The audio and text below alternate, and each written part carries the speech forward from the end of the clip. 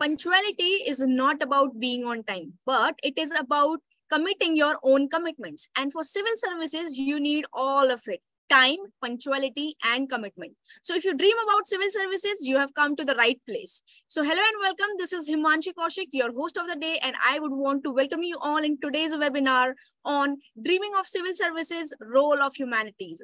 And I hope that you all are safe, sound, and happy at wherever you're taking this webinar from. So before we dive deep into the knowledge we're going to get today in today's webinar, let me introduce you to our expert today, Dr. Manvendra Singh. He is an associate professor, School of Humanities, Social Sciences, Languages, Lovely Professional University. He has qualified his UGC NET in 2016, and since then he has been an amazing coordinator and has more than 7 years of experience in teaching.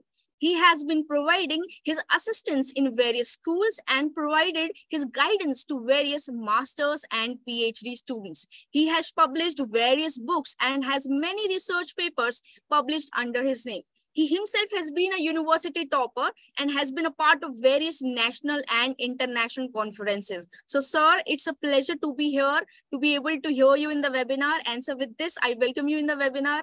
And sir, over to you. And looking forward for an amazing session, sir. Thank you, Himanshi ma'am. Thank you so much for this introduction. Respected Pro-Vice Chancellor, Professor Dr. Sanjay Modi, sir. Respected Dean and Head of the School, Professor Dr. Pavitra Prakash Singh, sir. Respected Head of the Department, Professor Dr. Kirandeep Singh, sir. All the entire academic fraternity, my friends, my colleagues, and dear students, a very good morning to all of you and very warm welcome on this webinar on the topic which is very pertinent in today's time period, dreaming of civil services, role of humanities. Now, before I directly dive into the role of humanities in cracking the UPSC or any other civil services exam, first, let me tell you something about the civil services. So whether you are living in any part of this country, from north to south, from east to west, if you ask a simple question to any youth that what you wish to aspire or what you wish to do in future, or if you ask any family, elderly person, any parents, even in today's time period, because civil services, it's a very it's having a long history of its own, but it's still in today's time period, from north to west and from north to south and east to west, everywhere, every family, every parents wish that their child should be able to crack the prestigious civil services examination. So that is the importance, that is the significance of this civil services in this country, India. Surprisingly, this civil services was not started by the native Indians, it was started by the Britishers. During that time period, it was known as ICS, the Imperial Civil Services, and later on it became Indian Civil Services. And after the independence of India, these prestigious Imperial Civil Services got transformed themselves into the Indian Administrative Services.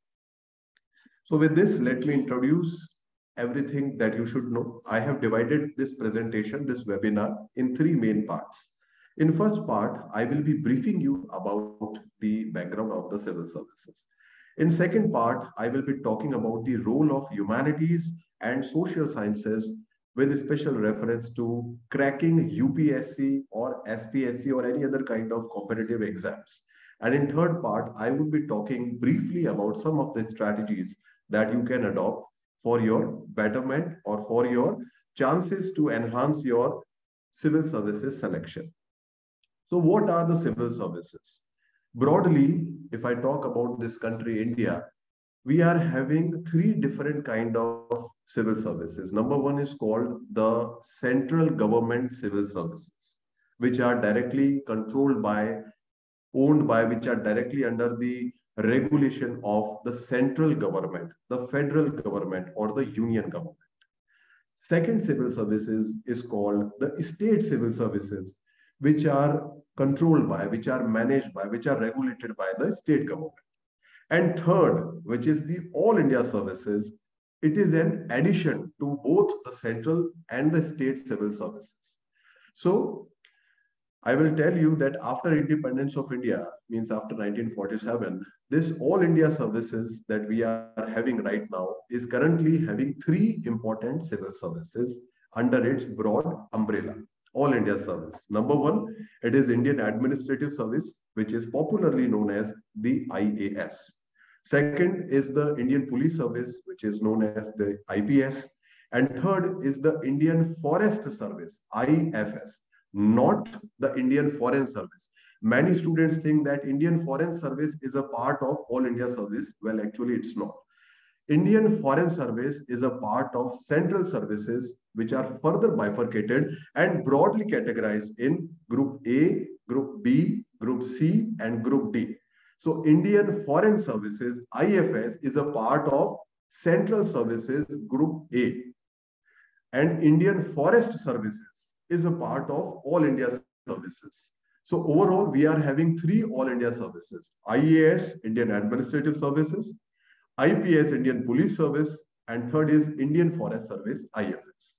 Apart from this, in the government, we are having many other allied civil services, which are apart from the main All India services, means apart from IAS, apart from IFS, apart from IPS. So we are having all these broad range of civil services, which you may get subject to the qualification and subject to cracking the prestigious civil services exam, either at the UPSC level or at the state level or in different central or state government positions. And don't lose your heart and don't be disheartened in case if you think that I got lower merit, for example, because in order to crack these IAS or IPS, you should be in very good merit, like in high order merit. For example, preferably in top 100. Okay, subject to the number of vacancies available, because number of vacancies keeps on changing every year. On an average, for the past 10 years, if I tell you the data, the average number of vacancies which were advertised by the Union Public Service Commission were ranging from 600, 700 to 750. But this time, for the first time in 2023, because of the increasing number of candidates, you will be surprised to know, dear participants, that this year almost around 11 lakh candidates are aspiring to appear in the prestigious civil services examination.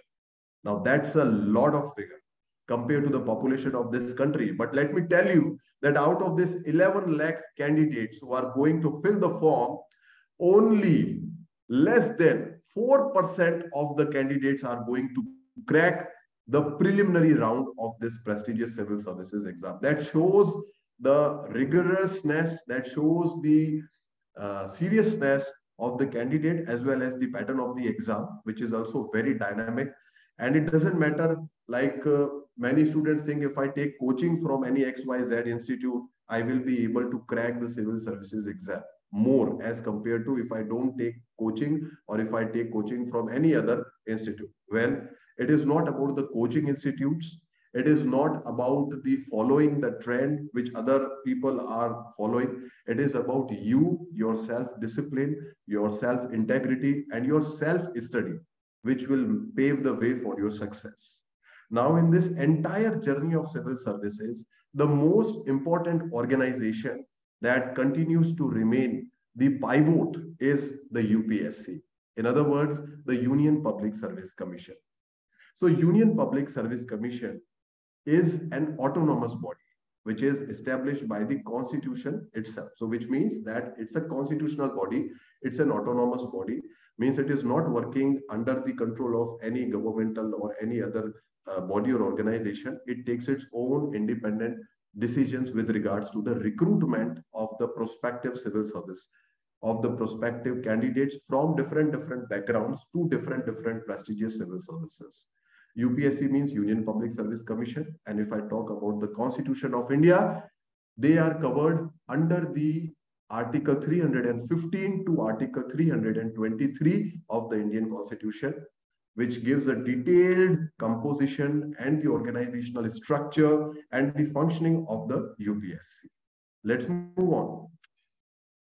So many of the students think that I want to join civil services so that I can get more power. I feel more authoritative. I feel like I am something in my life.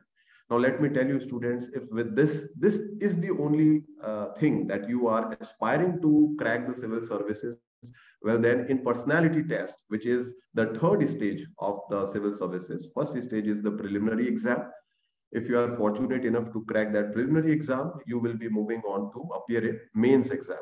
And after the mains exam, you will be moving on to your last and final most important part, which is the personality test in the UPSC at the headquarters, New Delhi. So there you will face the challenge, because the panel is certainly going to ask you this question that Mr. So and so, please tell, or Miss So and so, please tell us that why you wish to appear for this, why you wish to become, why you aspire to become a civil servant. What is your main motivation behind this? So you have to be very clear in this. Power, perks, privileges, allowances, bonuses, increments, everything, all the facilities, they will come with these services automatically. But that should not be the only thing that motivates you. That if I become IAS, I will become more powerful, I will become more authoritative. Because let me tell you, students and participants, that the notion has changed drastically from 1960s, 70s, and 1990s onwards. Nowadays, we are living in an era where most of the state, means the government, are run by the notion of the welfare oriented government. And now one more stage ahead, which is development oriented government and administration. So it is not about dominance, it is not about control, that if I become powerful, if I come into these prestigious civil services, then I can do anything. It is not like that at all. In fact, you would have to serve as a public servant. Okay, civil servant means public servant. So this notion will not work. You have to be very clear in your thoughts, in your mind, in your heart and soul, that why I wish, why I aspire to become a civil servant. So civil servant undoubtedly will give you unbridled powers, authority, but it also comes with a huge responsibility, because as a district collector, as a district magistrate, as a deputy commissioner, because IAS are known by many different names depending upon which region you talk about. If I talk about Punjab region, here the district collector or magistrate is known as deputy commissioner. Okay, but the rank is same. It is IAS. In Rajasthan and in other states, they are known as DM, district magistrate or district collectors. For example, in Uttar Pradesh, if I talk about there, they are known as district collectors or the district magistrate. So it doesn't matter what is the title or the designation. What matters is that from the length and breadth of this country, the rank is going to remain the same. You are going, whether you are going to get posting in Kashmir, or whether you are going to get your posting in Kanyakumari, whether you are going to get your posting in West Bengal, or whether you are going to get your posting in Maharashtra or in far end of Rajasthan, you are going to get the same rank, perks, power, privileges, allowances, facilities, everything same. Okay, because it is about the rank, it is about your service, which is Indian Administrative Services. Now, the journey of this civil services dated back to the 17th century. At that point of time, you see that there were many Britishers who aspire to find out the sea routes, okay, so that they can do more businesses, they can make more money, they can make more profit. So at that point of time, they have invented, they have ventured into a sea route, okay, which ultimately led them to the shores of Bengal province and ultimately to Indian shores. So from there, they have started their journey of doing a business. Okay, if you read history, you see that the first British political agent was Sir Thomas Roy, who appeared in the court of the great Mughal Emperor Jahangir to seek the permission to start the commercial activities with India. Okay, in 16th century time period. And later on in 1616, how the Britishers advented, how the Britishers came, how they have established their industries, how they've started doing business. Initially, it was started as a business commercial link. Gradually and gradually, with the passage of time, they have culminated themselves into a administrative unit. So, which means that when they came to India, it was only business purpose. But with the passage of time, they tried to become the powerful authority, and they have tried to to colonize this entire Indian subcontinent. And with the passage of time, they need more and more number of skilled people, trained people who will run their administration, okay, who will make the administration more smooth and convenient for them. And for this, they have developed these civil services in this country.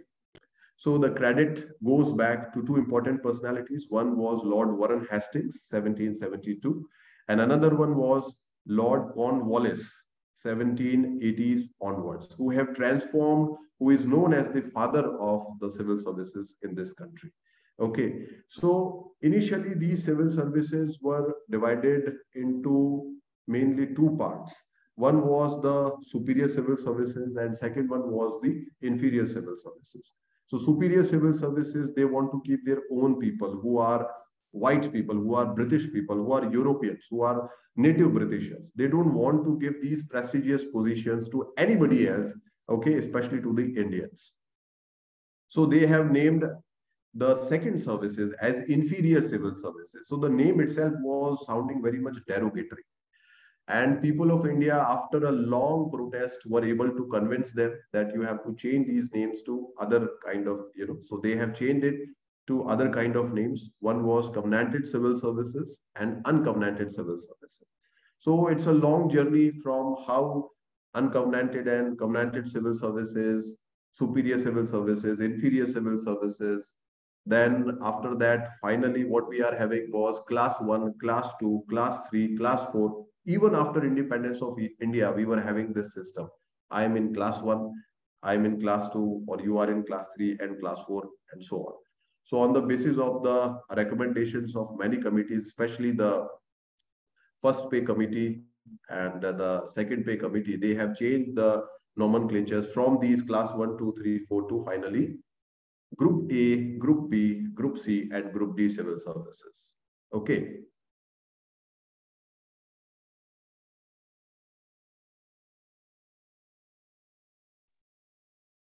So with this, the popularity became even more, famous amongst the masses at large, and the services which were earlier known as imperial civil services got transformed into Indian administrative services after 1947. Now, the most important thing that happened in these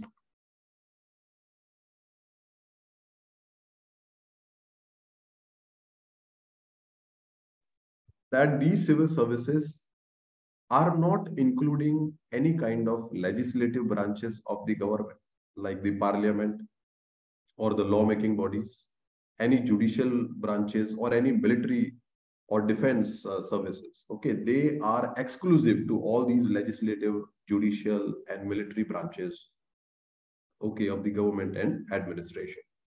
And the current pattern of the civil services, the current pattern means your preliminary exam, your mains exam, your personality test, they are heavily inspired, they are heavily influenced by three important committees. One was the Macaulay Committee of 1854, who has given their recommendations after prolonged discussions and debates and observations by Thomas Babington Macaulay, who is considered as the main person behind bringing back the English medium schooling in this country, India. Another one was the Kothari Committee, and another one was the Satish Chandra Committee. So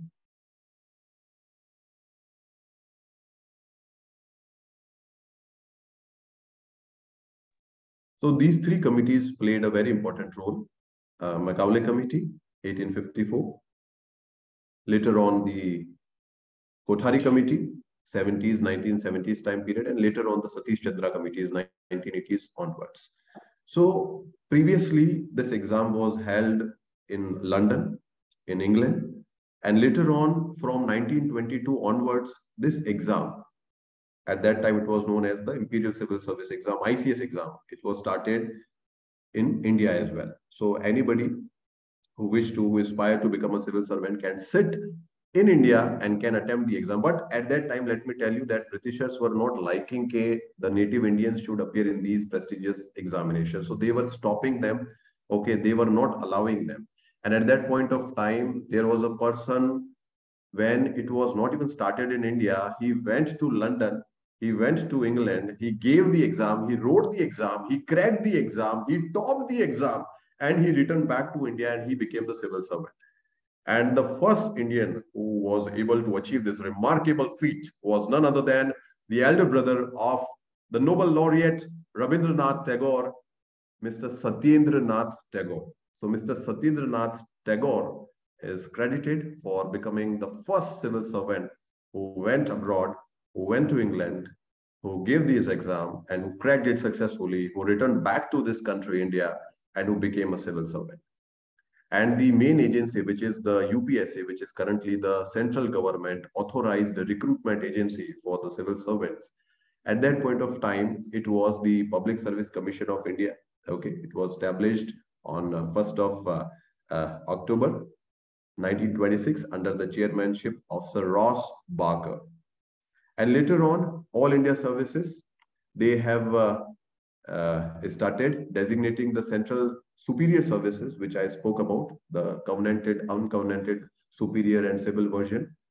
And then after 1939, the number of Indians in the service has drastically increased because of non-availability of Europeans.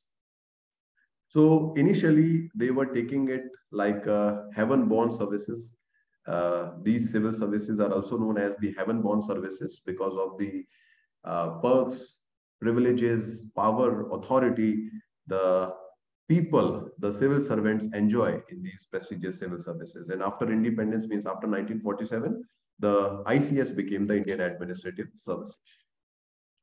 Now here I am having some facts and data to show you, just to show you that if you see from 2013 to 2019, because 20 onwards, COVID has introduced and that has affected the cycle of the civil services conducted examination conducted by the UPSC.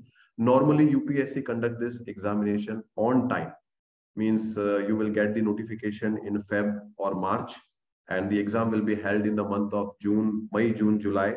Okay, and then in the month of September, October, or sometimes in November also, you are going to attempt your mains examination. And on the basis of the scores that you are going to get from your mains examination, the personality test is scheduled normally in the month of March or April. And in the month of May next year, UPSC is going to declare the results for the civil services every year. This is the normal pattern. But because of COVID, the pattern has slightly, changed. But still, yes, they are conducting it on regular basis. They are conducting it annual basis. So here is some fact and information. If you see that on an average, 6 to 7 lakh candidates fill the form, out of which every year, out of which the serious candidates who sit in this exam reduce to somewhere around 40,000 or 50,000. And then out of those, it is further reduced to only 20,000 for mains. And out of the mains, it is further reduced to around 2,000 to 3,000 candidates for personality test. And out of the 2,000 and 3,000 candidates for personality test, it is going to further reduce to only 600, 700, 800, depending, of course, upon the number of vacancies every year, which is very dynamic, which keeps on changing, right? So currently, if I tell you the statistics of 2022 and 2023, 11 lakh candidates this year, 2023, have filled the application form. Now you can imagine, because of this, because of a huge number of youths and huge number of candidates aspiring to become civil servants, UPSC is also compelled to increase the number of vacancies. Normally, they keep the vacancies not more than 800, okay? But this year, they have extended to 1,100 plus vacancies in 2023.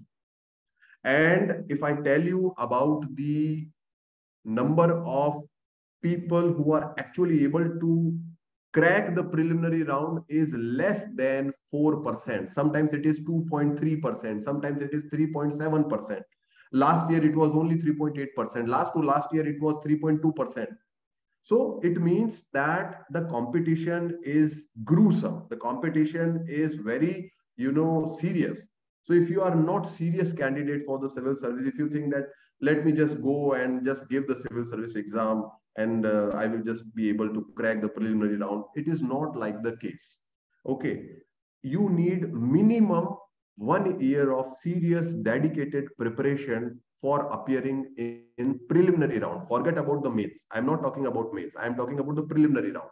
So minimum 1 year of serious dedicated preparation you need to crack this exam. Okay, preliminary round. Now I'm having some important data that I want to share. So let me share that data with you.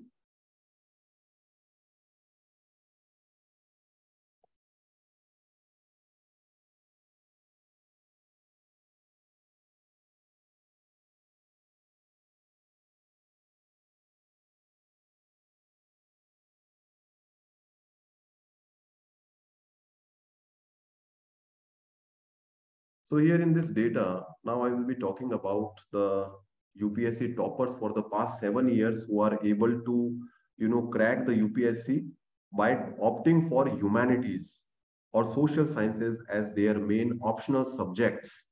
Okay.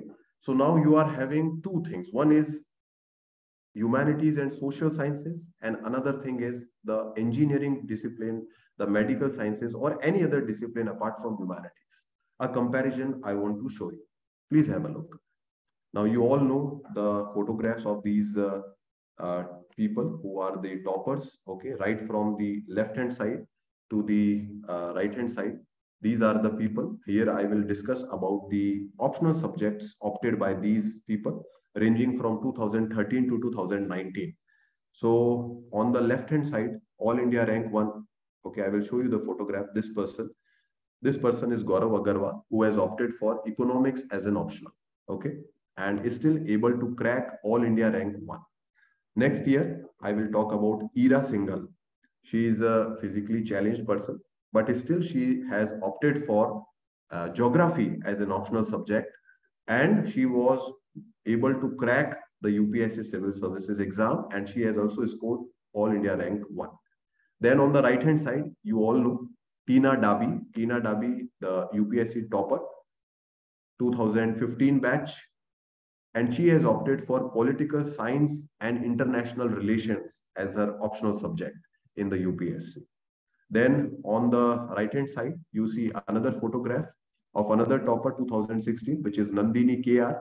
Nandini KR has opted for Kannada literature. Okay, Kannada literature. Now, because it is literature, so let me tell you, there are two more IS toppers, okay, who have also opted for literature related subject, but still managed to crack the UPSC, and not with just passing marks, but with All India rank, very good All India ranks. For example, Shah Faisal. Shah Faisal himself was MBBS medical doctor in 2009. He has taken Urdu literature. Okay, again from humanities, Urdu literature from humanities, and he has topped. If he wished, he could have opted for medical science, his MBBS, because he was already a MBBS qualified candidate. He was an MBBS doctor, but he has chosen Urdu literature. And then from Urdu literature, he topped and become the All India rank 1 in 2009. If I talk about Punjab in 2009, another person, Varinder Kumar Sharma, Deputy Commissioner. He was earlier the DC of Jalandhar, and then later on posted to Ludhiana, and currently the Special Secretary to the government. And he has opted Punjabi literature. And not only this, he has requested the UPSC panel that I wish to appear in the Punjabi medium interview round. Can you imagine? So, which means that this is a showcasing of two things. Number one, from the UPSC side, that how much they are cooperative, that they are not saying that no, you have to give your interview or personality test only in one kind of language. They are saying that whatever language you are comfortable, as prescribed and approved by the Constitution of India, total 22 languages, including Bodo language also. Okay, recently. So you can appear, you can choose, you can decide.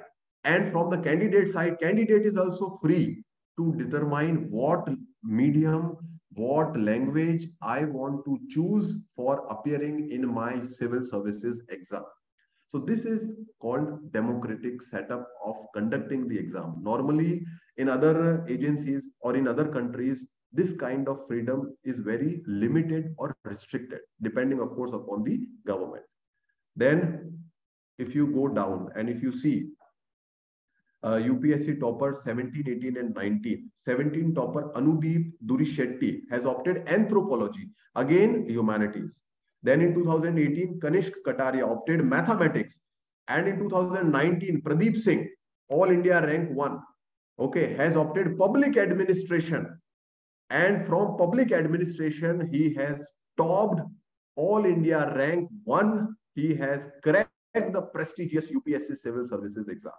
So this shows the increasing trend of humanities and social sciences for the civil service aspirants. Now, I am not saying, for example, someone says, sir, I am from Hindi medium or I am from Punjabi medium, and because of this, I have opted for humanities. That is a different case. But those students who are already engineers, if they are adopting humanities, then there must be something which is, very attracting and appealing to those engineering candidates who are opting for humanities related subject and then cracking civil services and becoming the IS and becoming the civil service top level bureaucrats. So this is a trend, participants, which is very much going on. Then there is another highlight from the previous years, that how this uh, pattern is changing, how this paradigm has been shifted from hardcore domination of the medical science and engineering graduates to the arts, humanities, and social science scholars. Okay, so with this, you can see the background, like Gaurav Agarwal, basically an engineer from IIT and MBA from IIM. He has topped UPSC civil service exam with economics as his optional, and he secured 296 marks out of 500 in this optional subject. Now, once again, let me tell you that don't be in an impression ke for cracking the civil service exam, I have to score 99% or 90%, because you are not going to get 90% in UPSC. Even the toppers, the highest topper, if I talk about, are able to score 52%, okay, 5 to 52%. But scoring 52% in UPSC matters a lot, right? For example, if you see the profile of Ira Singhal from geography, geography was the main optional subject of Ira Singhal. She has studied computer engineering and then received a dual MBA degree in marketing and finance from FMS Delhi. And she has scored 305 marks in geography. If I talk about Tina Dabi has also scored somewhere around 299 out of 500 by opting for political science and international relations. If I talk about Nandini KR, she has taken Kannada literature. She herself was a civil engineer, BTech, but she has chosen Kannada literature as an optional subject and is still able to crack highest marks, 331 out of 500. Anudeep Shetty, 318 in anthropology. Kanishk Kataria, 361 marks out of 500. And Pradeep Singh, who himself was an engineer but pursued his bachelor's degrees in computer science and opted for public administration. So, what these all tell us? It all tells us about the increasing importance of the humanities and social sciences related subjects, okay, which was not seen in earlier time period. Now let me again share that presentation with you.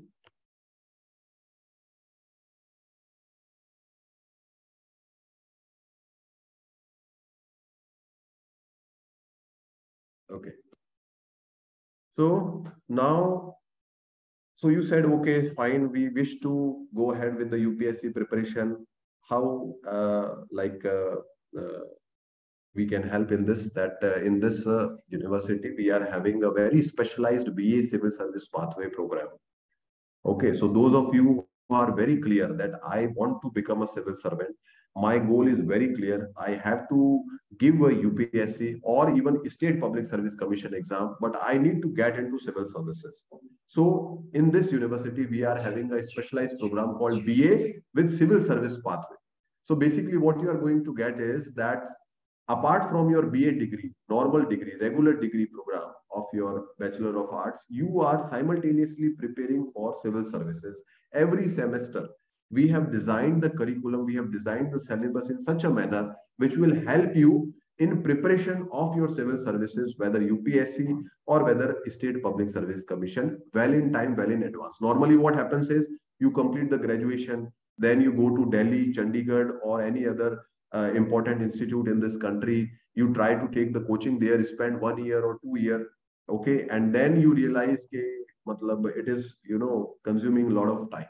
So in order to give you that competitive advantage over other candidates, what we have done is that we have made the curriculum in such a way which will, if you focus, if you concentrate, and if you prepare sincerely, then apart from your Bachelor of Arts regular degree program, side by side, every semester, you yourself are making competent for the preparation of civil services. And after the graduation, if you achieve the age limit, which is minimum 21 years of age as per UPSC, you can directly appear in the civil service exam and may be able to crack it in first attempt as well. Okay, and for those who are in their masters, okay, for them also we are having a specialized MA Public Administration program, which we are running for more than past 5 years, or this is the 6th year now. So in this, you will get a lot of opportunity, lot of exposure, okay, for the civil services, for your preparation. And the pattern of exam, you all know that it is divided into three main parts: pre, mains, and personality test. In pre, current events of national and international importance, history, geography, polity, economy, environmental, biodiversity, and general science. These will take prominence, especially the current affairs. And in paper two, which is known as the CSAT, Civil Services Aptitude Test. So in this, all the logical reasoning, comprehension, mental ability, basic numeric skills of class 10th level will be evaluated. And then your mains exam, which will be having total 9 subjects, out of which 2 papers, Indian language, any Indian language, okay, that you can select as per the list provided by the Constitution, and compulsory English language paper. They are qualifying nature, means you just have to score passing marks in these exams. And for the merit, GS paper 1, 2, 3, 4, along with your optional papers, okay, they will totally, decide your merit. And then the interview personality test. So collectively, out of the total, if you see, 1750 marks for your mains and 275 marks for your personality test. Total 2025 marks will be counted. So out of 2025, you need to score your merit, okay, which is at least, if not less than above, try for 60% and above, so that you can be in top merit that will give you your prestigious civil service position, IAS, IPS, or IFS. Now, the most important strategy will be your past year question paper analysis, right from the try for 10 years, at least 10 years, because after every 10 years, UPSC changed the pattern. Okay, every year they are changing the pattern, but if you wish to consult the past year paper, at least past 10 years paper will help you a lot. And in this analysis, if you see, the importance of current affairs has increased tremendously over the years. Now, regarding the newspapers, very popularly across this country, the Hindu, those who are very good in English. If you are not, then at least you try to study, okay, the Hindu, the Indian Express, the Tribune, all are very good English national dailies, national newspapers. And side by side, you can build up your vocabulary by bringing the important terms, writing them, and improving your vocabulary side by side. Nowadays, though, we all are using smartphones, so you can refer to smartphones also. In earlier times, we have to make a manual register for this and write down any new word that we read in the newspaper. And you can make a note of all those important events. And magazines, if you wish to consult for improving your current affairs, then you can pick any 4 at least of these magazines, like Frontline, Civil Service Chronicle, CSR, Competition Success Review, Yojana, The Economist, India Today, and EPW, which is the Economic and Political Weekly. But do remember that current affairs will remain the backbone of the entire civil services. And apart from this, if you can attempt some mock MCQs or some mock quiz, okay, then it will be an add-on for your preparation of civil services. and side by side, always try to focus upon the group discussion on current topics. Okay, that will also prepare, especially those of you who are having a communication barrier or communication problem in English, then try to speak in English in these discussions. Okay, and debates on current issues. And last but most importantly, believe in yourself. Okay, uh, that's it from my side. Now I'm handing over to the admissions team for the further proceedings. Over to you, Himanshi ma'am. Thank you, sir. Thank you so much first for the presentation, sir. It was really an amazing presentation, and thank you for your immense valuable knowledge. And we all are like grateful for the time that you have credited for us. And so your way is really, really appreciated. That way you have explained everything. Now, sir, Thank you. with your permission, so with your permission, can we take up some of the queries that we Yes, ma'am. Please, please. Oh, okay, sir. So first query is, does it provide, I think it resembles the civil service here. Does it provide the security after retirement as well as some politicians have? Okay, for this, let me tell you that this is a career job. There is a difference between the politicians because they are elected officials. Okay, so they remain in power as long as they enjoy the majority in the house, right? But in the civil services, the scenario is very different. In fact, it is known for providing the job security. So job security will be provided means you are not going to be fired from your job until and unless you are found guilty of involving yourself in some kind of unethical practices or in corruption, bribery, or in some serious charges, which are also proven. Okay. And remember that only person that can remove you from this position is the President of India. Constitutional hierarchy number one. Nobody apart from the President of India can remove a civil servant at the central level. And nobody apart from the governor can remove a civil servant at the state level. So yes, your job is secure till the age of retirement, which is 60. Okay. Oh, But yeah. for that, you have to perform the job according to the Code of Conduct of the Civil Services, All India Service Conduct Rules, 1951. Yes, Okay, ma'am. sir. I believe the query is resolved now. And so there's a last but not the least. Sir, one attendee wants to know, does any particular feature of personality trait is there which is being checked by interviewers during the interview? 100%. The most prominent feature is your honesty, because honesty and integrity are the two virtues which the panel who is sitting in the UPSC board are very much fond of. Because you can fool the other people, you can fool the friends, you can fool the neighbors, you can fool the family, but you can not fool the UPSC panel member, you cannot fool them. Okay, that is why history is full of such candidates who are able to crack pre, who are able to crack mains, and who are able to reach the personality test, which is the last level. But at that level, they are not able to make it because somewhere there is a no synchronization or mismatch or misalignment between your personality as a person, as an individual, and what you are saying, what you are showcasing to the UPSC board members. So it is the test of your character, basically. It's a test of your character.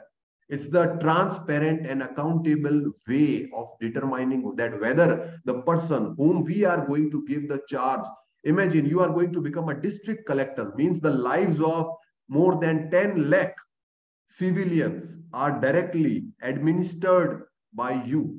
And if you yourself are found to be guilty of, or you yourself are not worth, or you yourself are not being transparent, or you yourself are not of a person of a high moral character and moral turpitude, then what damage you can cause to the government exchequer and what damage you can cause to the society at large.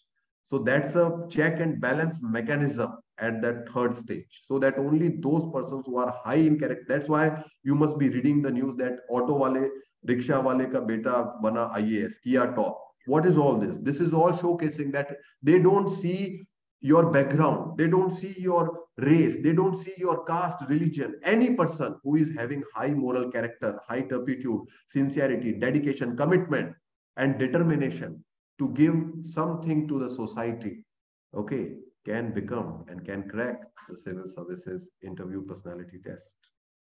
Okay, sir. Thank you so much, sir. With the queries part, I believe all the queries of the attendees have been resolved now. And again, sir, I thank you so much for the insightful knowledge that you have given. And so with your permission, can we take up the admission process now, sir? Yes, ma'am. Please Okay. do. Okay, sir. Okay. So with this, I shall present my screen. So yeah, just, Can I stop share? yeah, sir, please do it. Yeah, okay.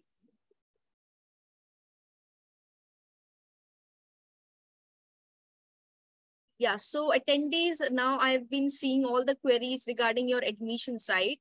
So with this, I am here to resolve all the queries regarding admission here. So what we can do simply is that we just need to log in to lpu.in, okay? You just put in simple lpu.in in your browser or Google here, lpu.in. Okay. Once you click on this, this is the interface that will be open in front of you. This is the site interface, right?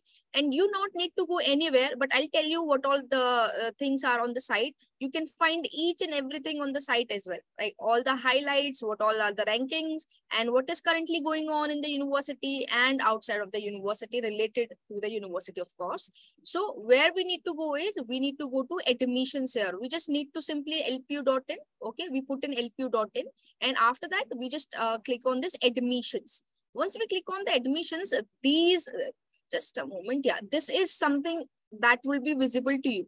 Now here you can see that everything is segregated very accordingly. Like it's like after 12th courses, after graduation, after post-graduation, doctoral courses also after 10th and diploma, etc., etc. Every course is being segregated and is being put into a different theme where you can easily search what you want. For example, we'll take an example of going after 12th, that is an undergrad program. Just a moment. Uh,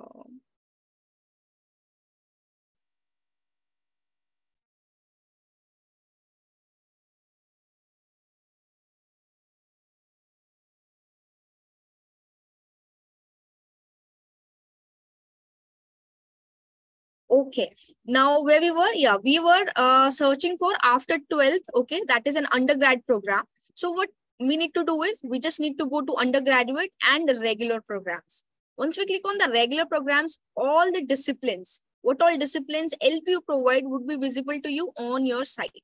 Okay, you can see engineering, computer science, agriculture, science, food tech, etc., etc. Every discipline that is being provided by the university would be visible to you. Now, let's say we take to hotel management and tourism. You click on that. And if you want a course, maybe let's say BSc Airlines, Tourism and Hospitality. Okay. So what we need to do is basically after clicking on that, we will be able to see all the programs that is being provided under hotel management and tourism by the university. Now you can see the regular programs, international credit transfer programs, each and everything will be provided on the site. Now, let's say you want to go to BSc Airlines, Tourism and Hospitality. You just need to simply click on that. Once you click on that, you will be guided to a page where each and everything about the program is given to you on the site. So we can simply just scroll down, or we can just simply click on all these features that is available in here, all the options. So we can simply find out whatever you want. So I'll just brief you in little what all we can search on the site. So basically, first thing is program detail. And in program detail, the most important thing that would be given to you, and that is your eligibility. See here, it is eligibility criteria. Okay, eligibility criteria is given to you here. Here, you can see you have to have at least 50% of your aggregate marks in 10+2. And English should have been there. Okay, and also you need to qualify your LPU NEST test or CUET. So these are the tests you have to qualify, before entering into the course. So this is how you can check your eligibility. And we have some specific eligibilities also. For example, you were not having English in your 12th grade. We have other eligibilities. So you need to just check in on there. And if you are a defense personnel or maybe a candidate of it, or Sikkim candidate, Northeast candidate, or you are a Kashmiri migrant, we do provide 5% relaxation in eligibility. Okay, so for this, you need to just check it to eligibility criteria. Now, once we scroll down, or we can just click on the highlights. Once we click on the highlights, we'll be seeing all the highlights of the course that is been there since the course has been published in the university. We have 100 plus publications, we have 10 plus books published, and conferences and workshops have been going on since then. So you can check all the student achievements in here, how many students have got what, and where have they been selected to, and what all are they doing now. And after that, we can also check our rankings of the university, the most important part, that what your university ranked in your favorite course or your favorite curriculum. Okay, now we come to the curriculum part. So you can just simply scroll a little or maybe just click on the curriculum. Now, this is something that's very innovative of LPU, that they provide each and everything, like what all you will be going to taught in your course is already there on the site. Okay, everything is there. See, this is your first year, autumn term, spring term, and all the topics have been already provided on the site. You click on second year, you click on third year, and all the topics and what all you're gonna be studying the topics and what all is required. Everything is provided on the site itself. So you can actually check out what you will be getting from the course, and then you can select your course, and then you can choose your course. What course do you want to go in? Okay, now there's something that's the most important thing for a student. Okay, and that is the fee. You simply click on the fee or just scroll a little. You will be able to see this portion in here. See, your normal fee is 80,000 per semester. But again, this is not something that you will be paying if you get the scholarship. So we do provide a lot of scholarships on your fee. You can see LPU Nest, we have our scholarships based on the category, right? We have category 1, 2, and 3. And based on then, you can get 50%, up to 50% scholarship on your program fee. And your fee can be reduced to 40,000 per semester, straight 50% off if you fall in our category 1 or if you get your 95% aggregate marks in 12. So all this will be visible to you on the site itself. You can just check in here. You can check which category do you fall in. And let's say you fall in category 2 and you want a category 1 scholarship. So what you need to do is you need to just click on this category 1 cutoff. And when the LPNS test that we were talking about, you have to score very good marks. That is above 150 at least, to be able to get category 1 cutoff. And once you get that, you will be provided with 50% of the program scholarship on your program fee. Okay. Now we do have all other scholarships as well after like basis on NCHMJEE, okay, and other special scholarships. You can just simply click on the scholarship and check it out, what all scholarships you are eligible to, and you can simply fill on for the scholarships. Now we have our program outcomes and salient features, like what all features do we have of your favorite program. Now the most important thing is date. What is that date that you can apply for the exam? And that is 30th April. 30th April is the last date. So what you all need to do is you need to go fast on the site and apply for the test at least, so that you will be able to mark your seat in your favorite course. Your last date application will be 30th April and date of result would be 5th of May. So kindly do go on the site and apply for the test, because after that you might not able to get your favorite course. And after that, you can see in here all the schedules and all the counselings, etc., is already provided. And now last part is apply now. Once you click on apply now option, you will be given this interface. You will be provided, you will be asked about certain requirements like your name, address, gender, etc., and after that you submit, and you will be given your dashboard. And once you're given your dashboard, you will just clicking on apply to the test, and then you can apply through the test as well. Now I believe everything is clear about how you can check your favorite course and what you need to do to apply to your favorite course. Now we do have certain things that's a bonus for students, okay, who want to take the admission, and they are like, see here, if you have any query, okay, if you have any query, you can simply call on our WhatsApp number. Sorry, you can simply message on our WhatsApp number. On the site itself, you will be provided. This is the WhatsApp number, okay?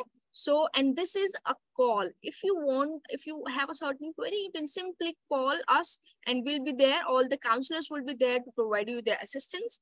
Now, this is live video counseling. You can also fill in for the live video counseling. We will be providing you live video counseling as well. If you have any query regarding anything, now it is something 360-degree views is something for the students who are not able to come in the university. Of course, students are living far away from the university, and you cannot just come in university to check how university looks and what all the infrastructure is. So for that, what you need to do is simply just log into lpu.in and click on this 360-degree views, and you will be given each and every view of the university. Okay. Now, after this, I think I have made clear each and everything, how you can contact us if you are in need and how you can apply. So now please apply fast into your favorite program, and I hope that you get your favorite course. And until then, just start studying for whatever you want to study. Okay. I believe all the queries regarding the admission process is clear now.